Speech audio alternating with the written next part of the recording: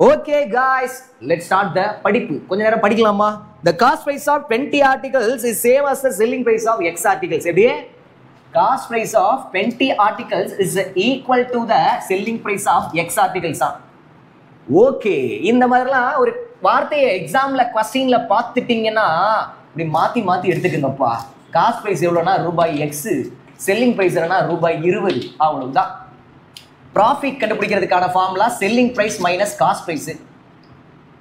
அப்ப selling price எவ்வளோ?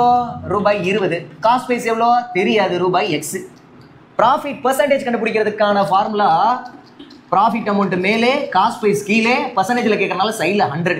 அப்ப அந்த ப்ராஃபிட் அமௌண்ட் வர வேண்டிய இடத்துல இதை எழுதிடலாமா? தாராளமாக எழுதலாம். எழுதுங்க எழுதுங்க எழுதுங்க. 20 மைனஸ் X எழுதியாச்சா? டிவைடட் பை காஸ்ட் பிரைஸ் வர வேண்டிய இடத்துல வெறும் X ன்னு போட்டுடலாமா? போட்டுடலாம் இன்டு 100 ஈக்குவல்ட்டுக்கு இந்த பக்கம் ப்ராஃபிட் பெர்சன்டேஜா क्वेश्चनல கொடுத்திருக்கானா? கொடுத்திருக்கான். அப்படியே அதை வந்து எழுதுங்க. நெக்ஸ்ட் என்ன பண்றீங்க? இதை இங்கிட்ட மல்டிப்ளை பண்ணா 25X equal to 20 minus X வெளியில 100. அடுத்து என்ன பண்ணலாம்னா இதை அடிக்கலாம், தாராளமா அடிக்கலாம். அண்ணே சொல்லி கொடுத்தா கரெக்டா தான் சொல்லி கொடுப்பேன் 4 டைம். இப்போ என்னங்க இருக்கு? இந்த பக்கம் X அங்கிட்ட இந்த 4 உள்ள கூடி மல்டிப்ளை பண்ணுங்க. 20 × 4 80. அப்புறம் 4 உள்ள மல்டிப்ளை பண்ணா 4X. இந்த மைனஸ் 4X இங்கிட்ட கொண்டு வந்துருங்க. பிளஸ் 4X ஆயிருமா? இங்கிட்ட ஆல்ரெடி ஒரு X இருக்கு. அந்த 4X இங்கிட்ட வந்ததுன்னா ஆட் பண்ணுவோம். X பிளஸ் 4X 5X ஈக்குவல்ட்டுக்கு அந்த பக்கம் என்ன இருக்கு? 80 இருக்கு. X கண்டுபிடிச்சிடலாமா? இங்கிட்ட மல்டிப்ளிகேஷன் இருக்குது, டிவிஷன் ஆயிரும். 80/5 அடிச்சு விடுங்க. X ஓட வேல்யூ என்ன? 16. இங்கனக்குள்ள போட்டு விடுங்க.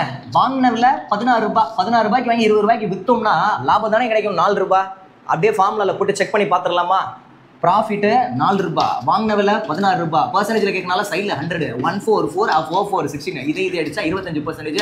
அதை தான் கொடுத்துருக்கான். கொடுத்துட்டு நம்மள எப்படி எல்லாம் கண்டுபிடிக்க சொல்றான் பாத்தீங்களா? இவ்வளவுதான் விஷயம். இந்த மாதிரியான ப்ராப்ளம்லாம் சென்ட்ரல் கவர்மெண்ட் எக்ஸாம்ல ரொம்ப ஃபேமஸ். பார்த்து படிச்சு லேர்ன் பண்ணிட்டு எக்ஸாம்ல இதே மாதிரி ஒரு क्वेश्चन பாத்தீங்கன்னா சிறப்பா வச்சு செஞ்சு விட்டுருங்க. ஓகே.